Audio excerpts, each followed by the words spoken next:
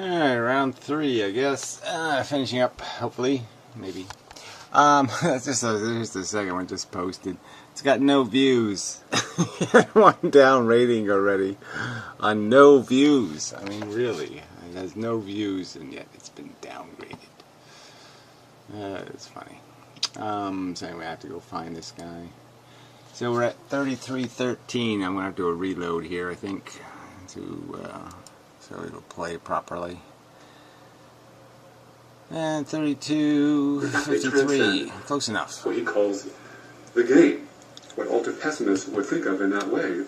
Well, any of our pleasures or pain has infinite transcendent value. Infinite transcendent value. This is silly. Again, it's speculation. No one knows which outweighs the other. Yeah, whatever. Again, these are arguments you make. Okay, you can say nobody knows, but we do have ways of detecting things probabilistically and understanding them in context. We can personally know that we all have some limitation to what we would call good enough. If I degrade your life in certain ways, if I do certain things to you, give you certain diseases or conditions, take away your eyesight, for example, or some other senses, there's a point where you say your life is not worth living for you. You can make that determination. We can consistently say these things. We abort fetuses in degraded condition, not because we don't think we can convince them to say, I love being alive, even though I have no arms and legs. Yes, of course we can convince them of that. We know that the creatures can sometimes be born in horrible circumstances, and they'll still try to stiff upper lip, and they'll still try to fight the good fight, but we know it would be a silly thing to do, to impose that burden. So, come on. The fact that we can overcome adversity doesn't mean that we can't understand adversity.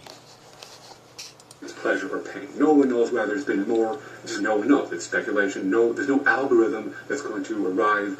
It's going to allow us to calculate that ratio. Even if it well, again, we do it personally. And then the real calculation is about what you have a right to do to somebody else. How much misery or suffering do you have a right to impose on something else for your gratification of your notion of purpose? So for a purpose you can't describe and define, for one you can't articulate beyond saying I want or I need, you're saying you have a right to project some sort of harm to something else. And I would argue that no level of harm could be justified under that circumstances. No non-consensual burden can be imposed rationally, sensibly, logically. It's unethical. Relevant in the first place. I don't think it is relevant what I just said about the infinite value of any of these mental states. Because all of them transcend. In fact, they transcend. Well, whatever. You're saying they transcend our value judgment. They don't. My own don't transcend my own value judgments. Some desire to be king of England. Yes. How strong is that desire? What would I do to accomplish it? I don't think I'd even buy a 50-cent ticket on a slow boat. What he calls the game. What ultra pessimists would think of in that way. Any of our pleasures or pain has infinite transcendent value. So that means that one of these pleasures in the world... Well, whatever. Again, so this is your premise. My premise is that evolution is a dumb force and that we can judge the byproducts of this dumb force and say, yes, the byproduct is not a good thing. It's not a good, efficient process. It's an inefficient process. Your theory is that we have transcended our existence as a biological organism, and that we somehow have created through that transcendence some sort of value greater than all our desires and all our mechanisms put together somehow, and that we were doing something in contemplating the universe. We have somehow transcended the value of all the animals that suffer so we can contemplate the universe. You're saying your contemplations are worth torturing animals. I'm saying that's a ridiculous theory. Ridiculous. One person listening to Mozart, for example, to take a kind of pretentious example, but very pretentious. Take your pleasure, whatever happens to be, your orgasm or whatever it is. Yeah, so for some people, their pleasure would be in raping. Some people's pleasure is in being a slave owner. So, you know, where's this going? all of them have infinite value that cannot be. Well, whatever. I can't have a conversation. This is not a premise that is, commonly understood or commonly accepted. So you're making an extraordinary claim of transcendent value based on no logic that I know of or have heard of, no theory of fact. So how can you be so pretentious as to just throw that word out here like I'm supposed to buy into that? Come on. Measured or quantified. It's just not the kind of thing to be quantified. What is the numerical value?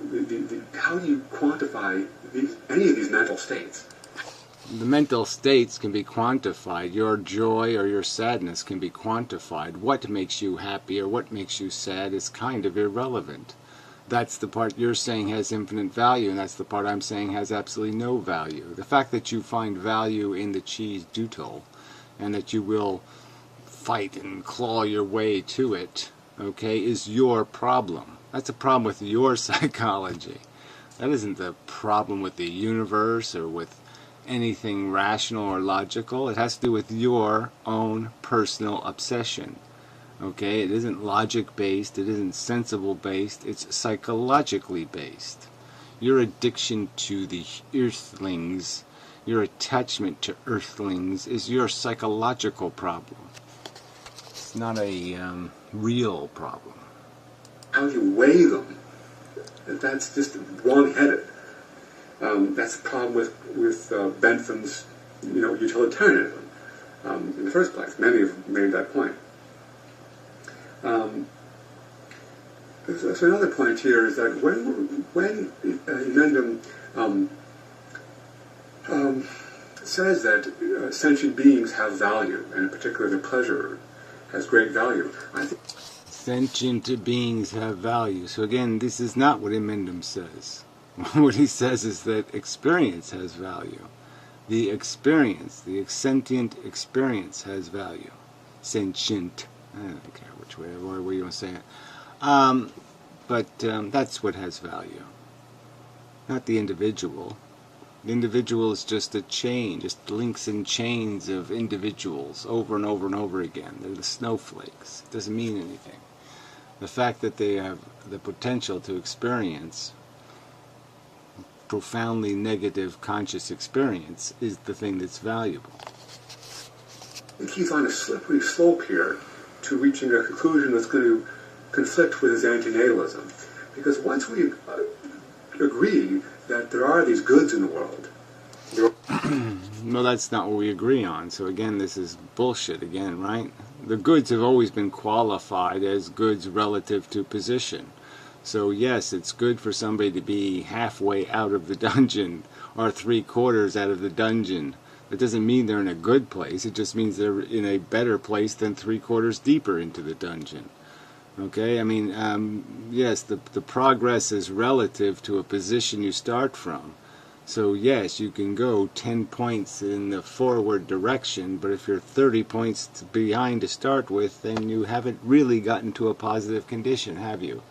So your implication that I've somehow conceded that there are such things as true positives, true value gold that we're playing for, is nonsense. What I'm saying is all you're doing is cleaning up your debts. You're cleaning up your negatives at best. You're taking stuff off your credit card, but you're not making any money.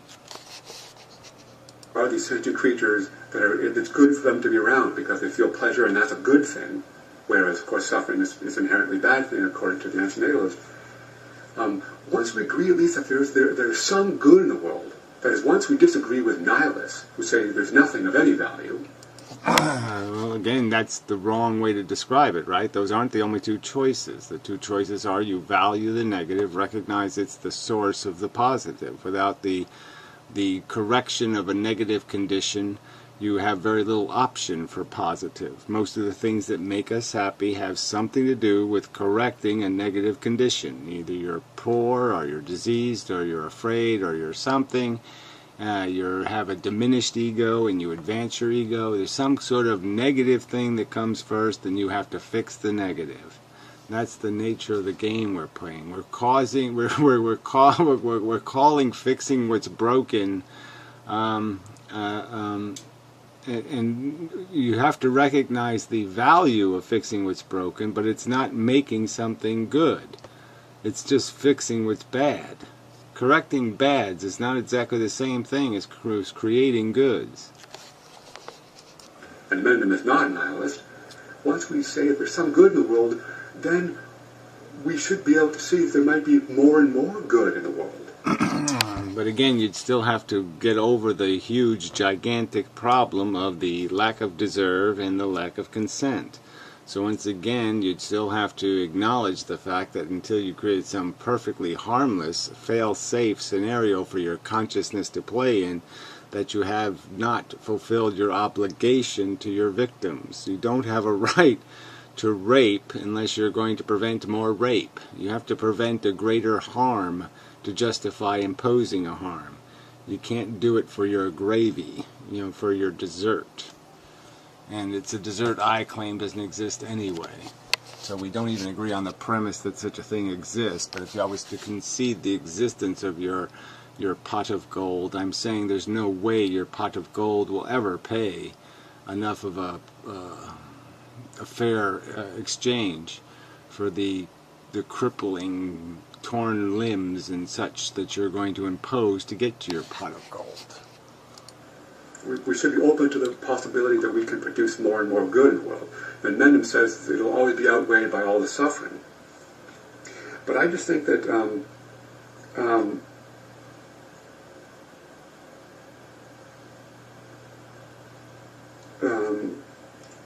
trying to read my handwriting here. That can be a problem. Yeah, I think once we start valuing conscious creatures and their pleasure, we should see that we should then also, for the same reason, value, however limited it is, but value any attempt to rebel against nature, other than to taking the anti-natalist route. Well, you're not rebelling then, okay? The nature game is the one of this fake chase, this idea that you're going to get somewhere. There's nowhere to go. That's the simple truth of it. It's all snakes eating their tail. It's all, you got to create a problem before you can create a solution. And you can pretend there's some other equation here, but you'll never be able to describe it to me. You'll never be able to describe to me the good that doesn't require there have to be some sort of condition of need. There has to be the hunger first. You cannot force the food into the thing that doesn't have the hunger. It's not going to work. Well, see, because both of them would be good in an anti-natalist terms. When living things are having pleasures, then they're sort of getting something out of the game. They're making the best of the game. They're not, the game for them, the game. The natural process of evolution is not, a nightmare for them. They're having they're relatively happy. So that's good according to the anti-natalist. According to you. Again, this is just, you just keep talking as if, you have 6 fingers, and so you have some use for a 6-handed knit your own glove kit or something. So you see purpose in it. But it's an arbitrary, personal purpose. It has nothing to do with anything real or intrinsic. And for somebody with 5 fingers, it's useless. I don't want you to knit yourself a 6-handed glove kit. It's garbage to me. It's waste. But for the same reason, some other alternative to the game would also be good. If such an alternative were there, the anti-natalist would have to concede that that too is a good thing. Even if it's sort of slowly coming into being, it is still, as long as it's an alternative to the thing that the anti-natalist hates the most, which is, the animalistic cycle of life. So again, you have no description of this fake world where you have, your joy without first having your deprivation. So it has no continuity to anything I can apply logic to. What you're describing as your pretend good. It's nonsense. The only thing that ends up being good in the world is demonstrated in the world. I mean, look at what the human race makes. It makes American Idol. It makes Olympic Games. It makes Super Bowls. It makes bullshit for people to get addicted to and to get invested in, so that they invest themselves in it so they can feel good or bad based on the outcome. That's the game. There's no other game. Consumption, reproduction, cannibalism, exploitation. As long as it's something other than that, something that some good that comes out of it, the antinatalists should be happy with that. You keep avoiding the word addiction. It's consumption, reproduction, cannibalism, addiction. You keep avoiding that because you keep avoiding the idea that, oh yeah, it is just psychology that makes you people play the game. And that's all it is. A psychological notion of necessity. Not a described necessity. No, there's no rescue mission here. There's nothing to be accomplished, and you want to justify making victims to get there. And that's the problem. But you can describe no fire that you're rushing to, no urgency, nothing, and you want to make victims. And yeah, you know that logically you can't get away with that, so you keep just pretending it doesn't exist as a problem. And it does. And it will. In fact, so I think there is a false dichotomy here, because clearly there is another alternative. Clearly there is. Yeah, clearly there is. Clearly there is. No, there clearly is not any alternative, and there's certainly none that's within any kind of realm of the reach of the human race as it's currently conformed. So that seems like a big, huge daydream. And then you still have the problem of the biosphere left over.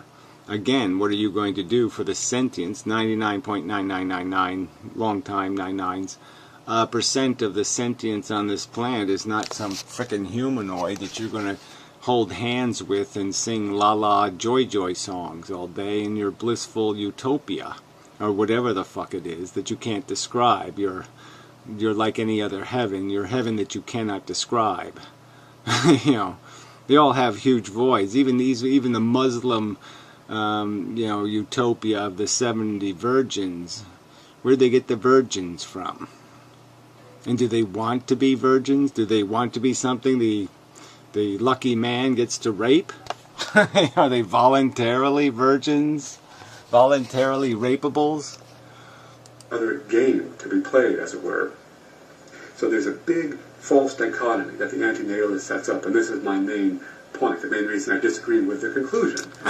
Yeah, whatever. The main reason you disagree with the conclusion is because you have some phantasmagorical notion that there's a super excellent, super, duper duper future place that we go to where we all hold hands and sing Kumbaya and everything's okay. And we just completely forget about all the animals. We have no notion of any concern whatsoever that they're still living in a blender getting chewed up every day.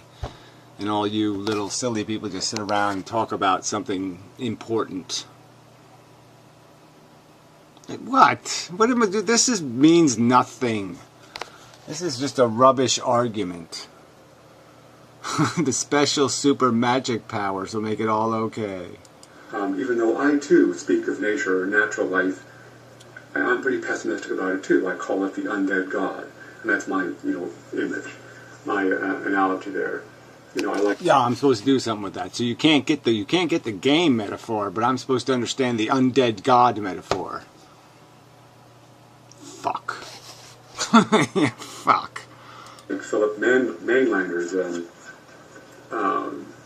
dark kind of monotheism, where he says, well, if there was a god, he'd probably kill himself, and we're living in his corpse. Like that even makes any sense, right? So that analogy is okay with you. That kind of moronic metaphor, like there's some way that we're inside of a dead god's corpse. So the planet Earth and the sun and the galaxy is all swirling around inside a dead god's corpse. I'm supposed to make sense out of that? Fuck. Yeah, that's just a myth, but it's just rubbish. Anyway, I think that, so I agree with some of the dark premise here, that there's a lot of people are deluded about the horrible facts of nature, but I don't think our best option is to kill ourselves and stop having kids and stop the... Well, why don't you just keep jumping a whole bunch of subjects altogether with each other, right? Now, who's obligating you to kill yourself? Who's even suggested you kill yourself? Has anybody done that? I certainly haven't done that. So you just made that up, and if you're arguing that you have to kill yourself if you don't have kids, because somehow you have to have kids or you must kill yourself, that doesn't make much sense to me. It doesn't make any sense to me. Even if I thought life was worth living, still wouldn't have kids because I have absolutely no use for them. They were not going to enhance my life in any way I can figure out, and I certainly am going to see the minimum obligation to have some sort of idea that somehow there's some future for them to live in that's going to be better than the one I got to live in. I don't see any hope of that. So why the fuck would I have them? Oh, that's right. No good reason whatsoever. Do I have to kill myself because of that? No. So yeah, why don't you stay on one subject at a time? You know, the human experiment, or experiment of all life on Earth, that is wrong. Because there's another alternative. What is the alternative? Well, it's culture. Okay, that's the game. Right. So you might as well just say it's gang psychology. There's the alternative. Just revert to some gang member and be a racist and a bigot. That's the solution. Yeah, no thank you. That is clearly a non-animalistic game. It's clearly... oh, come on. A non-animalistic game. Culture's not an animalistic game. Cultures have traditionally annihilated each other, had done nothing. They've nuked each other, for fuck's sake. They've dropped nuclear bombs on each other. Fuck. It emerges from the animalistic cycle of life, but it's better than that game, than that cycle of life. In what way? Exactly what way? What exactly the ambitions of a culture, what exactly about those ambitions have anything to do that should be in any way separate them from the crudest and stupid parts of human psychology? What element of culture demonstrates that? And there's just so much evidence for it. And please, let's see it. I mean, it's the extent to which we are civilized people rather than just animals. This is what we've been doing for thousands of years. Thousands of years. We've caught on to the fact that animal behavior is... thousands of years, he said, right? That we've caught on for thousands of years? There was child labor in this country less than 100 years ago.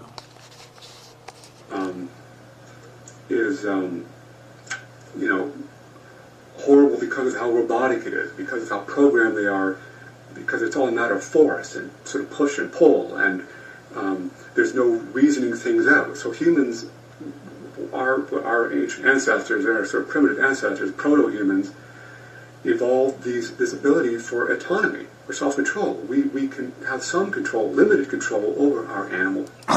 No, we can have complete control. We have complete control, and it's only because of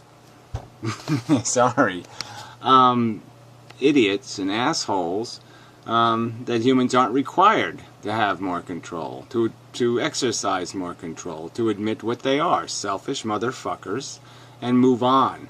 All right, but they don't want to admit they're selfish motherfuckers because they'd have to concede that at the core that's all this game is about. It's selfish motherfuckers selfishly motherfucking. You're not doing anything else. Programming our instincts, our emotions, our impulses. Yeah, the agenda engine. The agenda engine is always going to be something mechanical, visceral, crude. Because there is no higher order agenda besides cleaning it up. And the straightest line between the mess and cleaning up the mess is not to make the mess. So logically, you're doomed. Okay, if you're going to be intelligent, if you're going to transcend your stupid, crude, psychological animal and be a thinking person, then you're going to run into the brick wall of reality, of facts, and the facts are going to scream, oh, just like Martians, we're completely unmissable. And it's a truth. We are the only things that like us. We are the only things that could possibly need us. That's the truth. So what happened was, clearly, we stopped being so subject to natural laws. to just the biological laws that control most of the other animals.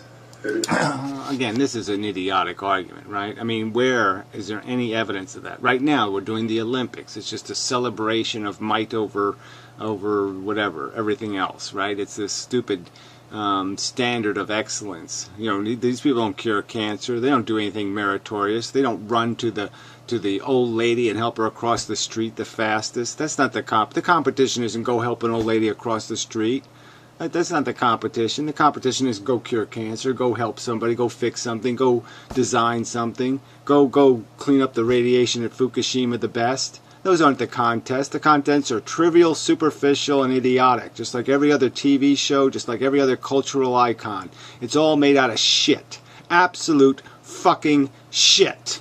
And you're going to sit there and hand me that pile of shit and see, look what potential the human race has. I don't see any potential in that shit.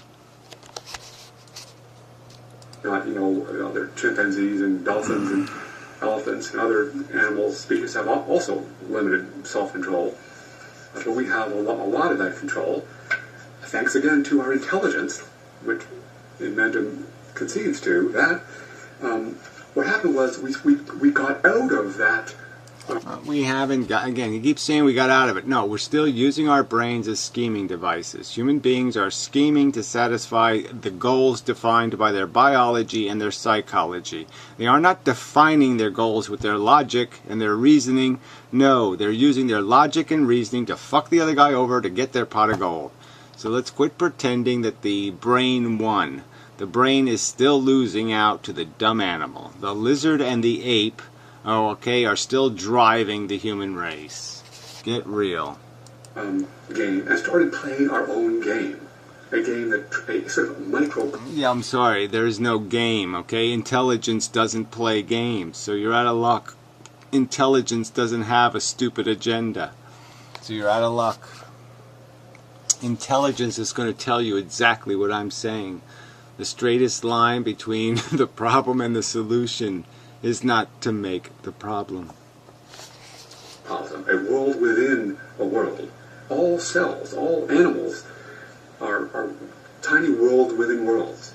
They erect barriers between cells and everything else, and put up filters to allow some things to come in and out, to gain some limited control over that internal environment. That happens in every cell, every organism, no matter how simple. That's what life is about. Life walls itself off from the rest of the world and has to get some very often very limited control. Whatever. Does that metaphor work for you? It doesn't work for me. Life doesn't wall itself off. Life builds tools. It builds instruments of disaster. That's what it does. Control over what happens to that organism or that cell. We just do that to a much higher degree because our brain, our control center, gives us that top-down control thanks to language. It's not top-down, and again, where's the evidence of the top-down control? Again, where is the evidence of that being realized in anything called culture or human culture? It's not being realized. Reason and so on. What happened was we created culture around us, a world within a world, ultimately leading up to the technosphere, as we can call it. But anyway, we surround ourselves with artifacts and with prescriptive laws, social laws. Our behavior is regulated by prescriptive laws that we choose, that we define, not based on some supernatural free will. I grant you, we have no spirits, it's just our brains, but our minds evolve from our bodies, from the biological part of us, from our brains, and so too do our ideas and our culture, our mentality. So we end up creating artifacts and giving them purposes. Intelligently. Yeah, whatever. Again, you're not going to win me over with this kind of crap. You see how intelligent we're using resources. Again, I could just use the Olympics as an example. A huge amount of resources squandered and wasted while people die for lack of 50 cents worth of vitamins. That's the world we live in, okay? Huge waste on warfare and defending borders and in defending races and identities crises and all this other bullshit. Where's the example of anything, any grace in any of that? There's none. It's crass. It's garbage. Intelligent designs. We design them to serve us. We surround ourselves with these artifacts, with this technosphere, with this neurosphere, this sphere of ideas and artifacts and machines that we control, so that we are not utterly controlled by the environment like the lower animals are. Right. We're on the brink of polluting the environment so badly that we won't be able to live in it anymore. So, again, where does this go? We're not doing this for any kind of intelligent reasons. We're doing this because of gluttony and greed and avarice. All these negative components of our visceral nature. Show me where we're doing something for the future. Show me why we spend the future's money. We've basically enslaved the future to pay back bills. Show me in that deficit spending how there's any kind of intelligence or wisdom. We have some control over it. The point is that all the evidence that Inmendham can point to about all the suffering in the world, and there's a hell of a lot of such evidence. Nature is red in tooth and claw. I mean, that's true. All kinds of evidence there.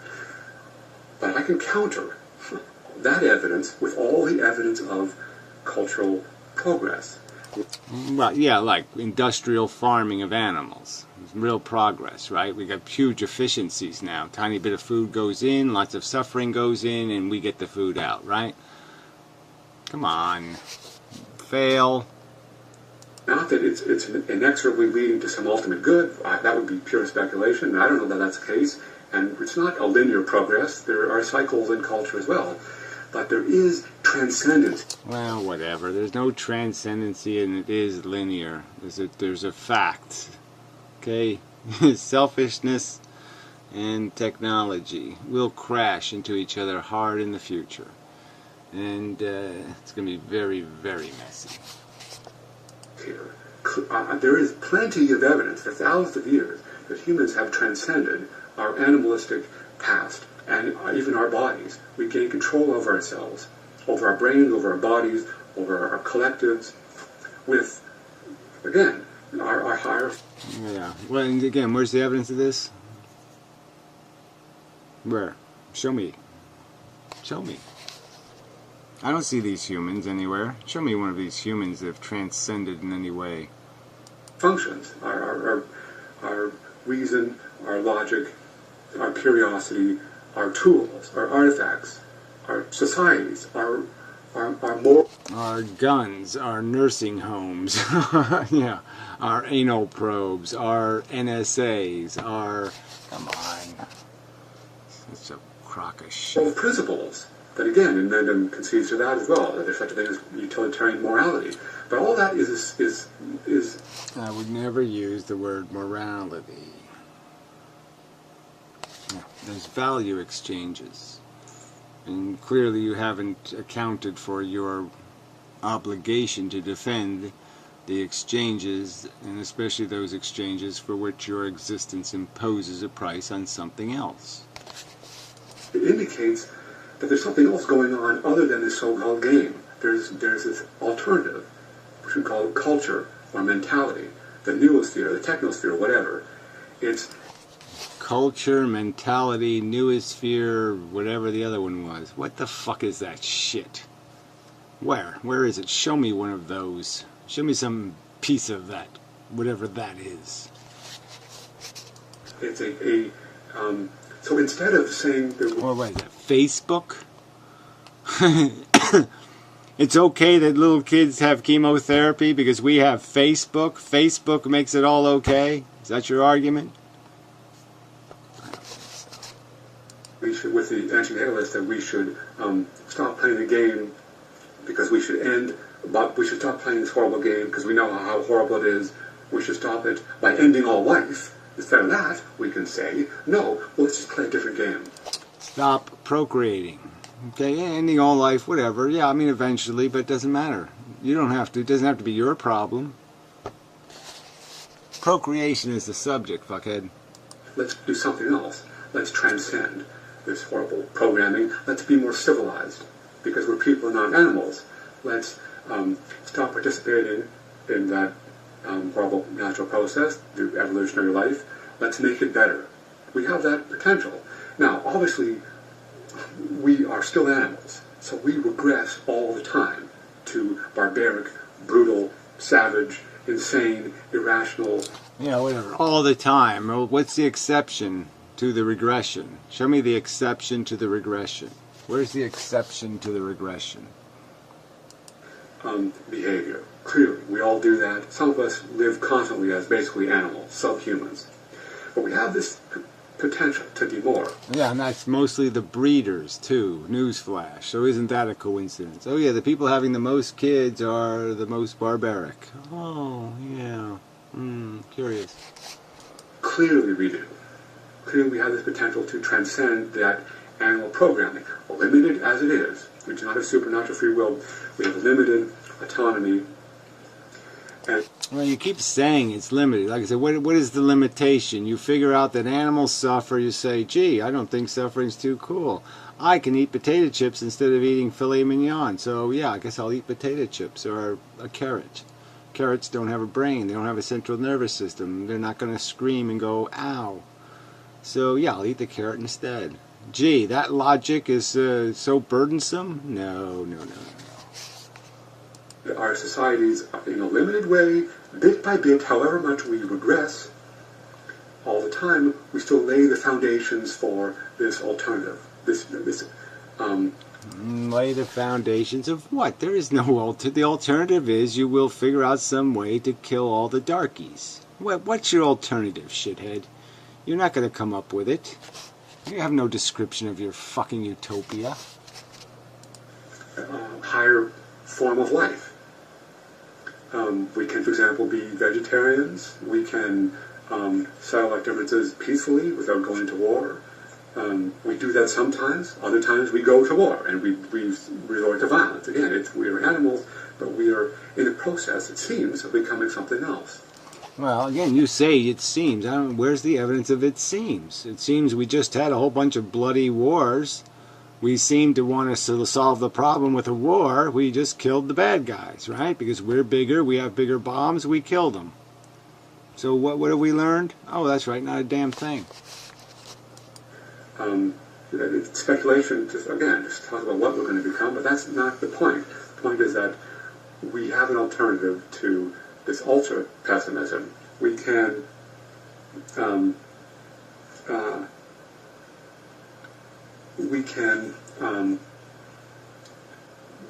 live as people and not just as animals. And that. Well, again, you just keep talking like that's what people are going to do, and that's not what people are going to do, because people are going to have the agenda of the biology, the agenda of the psychology. And if they don't have either one of those agendas, yeah, they're not going to get out of the couch to bother.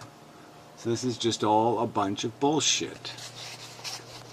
We have a moral imperative to do that. I mean, we have already created this alternative way of living. That, again, for thousands of years, that's what culture is about. Yeah, and again, and what do we do with that? Oh, that's right, we shove old people into nursing homes. Out of sight, out of mind. La la la la la. Thinking with ideas, mentally modeling the world, and living according to our own laws.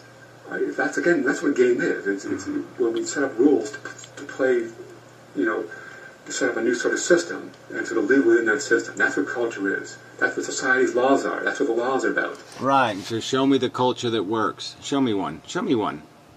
Show me one. They're regulations for society, political, economic, legal rules that we have, moral principles as well, the golden rule and so on. Those are higher. Those show how free we are to some extent from the natural programming. The fact that we rarely exercise any ideals, we rarely invest in the future at all, unless we have some sort of way to make a profit at it. Again, this is just a fail argument. There's just absolutely no evidence that this is the function of the organism. Okay, the function is the animal is visceral, the animal has the passion, and it's only through some sort of disciplined devotion to the truth that the truth will be served. You have to make it a passion of yours. You have to be passionate about it. And quite obviously, people like you are not passionate about the truth. And because you're still trying to scheme your way through, find some loophole. So here's the sort of the false dichotomy that the anti-NATO sets up. On the one hand, he says there are the players of the game, the horrible game. There are the sociopaths, the idiots, the worms, the deluded enablers, the majority, as he puts it, the deluded theists, the meat eaters, the troglodytes. I mean, he is so... The ignorant, all right? Just put them all in one category. The ignorant. My images for how bad people can be. Basically, the animals who just participate in the game, and that is a horrible, unforgivable thing. It's execrable. It's just abominable. It's the ultimately bad thing because of all the suffering it produces. And he says that's one alternative, and then that's one thing, and then there's only one alternative to stop all that by just taking all the players off the board, to deprive nature of its victory, to kill ourselves, in effect, by stop having children. Well, again, kill yourselves. Yourself, like yourselves is the human race, right? Somehow the human race is yourself. It's not the truth. It's not yourself. That's a delusion in your head, okay, that you think you are the human race. You are not the human race. The human race is that guy and that guy and that guy and that guy. And a lot of those guys are assholes by your own definition. And if you were to give them the only rowboat to the future, and it was just going to be full of 6 assholes, you'd probably say, I'd rather that boat sank. You probably would, if you were honest. If I put the 6 wrong people in the fucking rowboat, you're not going to want the rowboat to make it to the island. To end our species. So we stop tormenting all the other species. And maybe, I think you have to say, to just destroy all life as well, because if our species ends, the cycle of life will continue. Other species will continue to go on suffering. So that's a false dichotomy, though. There's another option. The selfish human option, where you all sit in some sort of all-white room and sip tea and talk about how there's no such word as game, and what? Rub circles on your forehead and go and while the animals chew each other to shit outside your window. Yeah, that's your solution. It sucks. Third way, which is to be people and not just animals, and to just not be so barbaric.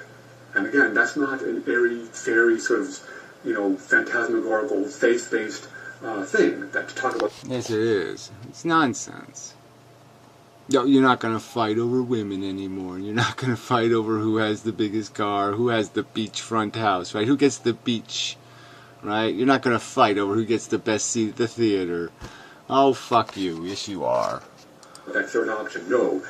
All the evidence of history, sociology, all the evidence of culture, the things that clearly separate our species from the other animals, all of that has to be put into the mix. When we understand what culture is and how different we are from the other animals, that gives us another moral option, another moral obligation to... Yes, be the gang. Yeah, it's so much cooler being a gang. That's so much better than what the animals are doing. To just be better as people, to transcend the animalistic cycle and... Transcend, again, you're not transcending anything. What are you transcending? Again, what are you going to do in your heaven? Describe it to me, okay? In your dickless, okay, foodless heaven. Explain to me what you're going to do again. Maybe hope that some higher form of life will emerge, even higher than what we already have. Some more perfect way of living. Yeah, right. So this higher form of life crap, again, it just totally denies what evolution does. Evolution creates tools for warfare. That's where our brain came from. That's where our understanding of the modeling of the world came from. Models made it possible, and models right now make it possible for most other mammals to navigate their environment, to trick their prey, to find ways of scheming solutions to their problems. That's what it exists for. It's a scheming tool. So what is this higher order of mechanism going to do? X-ray vision? It's just going to be another tool. That's all it can create is tools. There is nothing, and it can't change the agenda. The agenda is always going to have to be something. And whether it's just survival for the sake of survival or replication for the sake of replication, it'll be something for the sake of something. And that's all that will be. It will be able to do nothing else because there is nothing else. There's no gift you can buy the universe. It does not need you. I mean, that is the hope I think that most people have when they do have kids. Some of them have kids irresponsibly. They just don't think about it enough. Yeah, they all have them irresponsibly is the argument, and you can't describe a responsible child production. You can't. Defy you. And they do subject their kids to unnecessary harm. Maybe they shouldn't have had kids in the first place, given their circumstances. But there's also just a basic hope, that life is worth living because we're part of a fascinating, wondrous. So just whitewash over it. Fine. Just admit what you're doing. Okay, we're part of a wonderful blah blah blah blah. All this bullshit. Again, just deny the price being paid for it, and that you're not paying the price. So you're not the slave, you're not the animal, you're not the pig in the fucking goddamn factory farm. So you're just going to keep talking about how it's all okay because you're doing something spectacular. At least you're hoping to do something spectacular someday. Someday you hope to do something spectacular. And then it's okay for you to impose. Well, it's not. That's just bullshit. Your hope. Shove that crap. Blind process. It's not inevitable progress, nothing supernatural about it, but clearly something interesting has gone on here, some kind of creativity which is amazing. Well, you say so. Again, it's amazing. It's amazing. We created American Idol. We have people sing other people's songs and somehow think they're really cool and great. They don't cure cancer. They don't build taller buildings. They don't fix the water mains under the street. They don't do one single productive fucking thing on earth. They sing somebody else's songs, and we think they're specially and cool. Yeah, that's called failure, asshole. First, non-life has produced life. That happened millions of years ago. And then life has gotten more and more complex. So we get evolution in time, change, development in time, and also complexification, even from... Yes, toolkit acquisition. All the complexification has to do with tools. It has to do with navigating the environment better than the other crap that's navigating the environment, and that's all. None of that complication would exist if it didn't have to exist to outcompete the other crap that you're navigating with. Period. So just for the sake of a silly hierarchy, for the sake of saying I win, you lose, right? You create a bunch of complexity. If that isn't an insufficient cause, I don't know what insufficient cause would be. Atoms all the way up to galaxies and so on. But evolution of organisms from so-called lower to higher order ones. And you come up with people who are... Well, even that's a bogus argument. You have no evidence that you have a higher order consciousness in terms of your sentient experience. Other mammals may have a much richer sentient experience. You may have compromised much of your sentient experience to have your vocabulary and your capacity to memorize and your slow maturation. You may be a true idiot savant. Just as we wouldn't wish to live as idiot savant humans, maybe animals from their perspective, we have deprived ourselves of so much of the richness of existence that they would find our existence repulsive. We're playing, again, our own sort of a world within a world, where we're defining our own terms, our own way of living, and not just following the genes. that there's an interesting... Yeah, you're just following your amazing talk, and you're wow, miraculous and magical and blah, blah, blah. Nothing real here. Sublime, amazing process going on. amazing again. Amazing. By whose standard? From whose perspective is this amazing?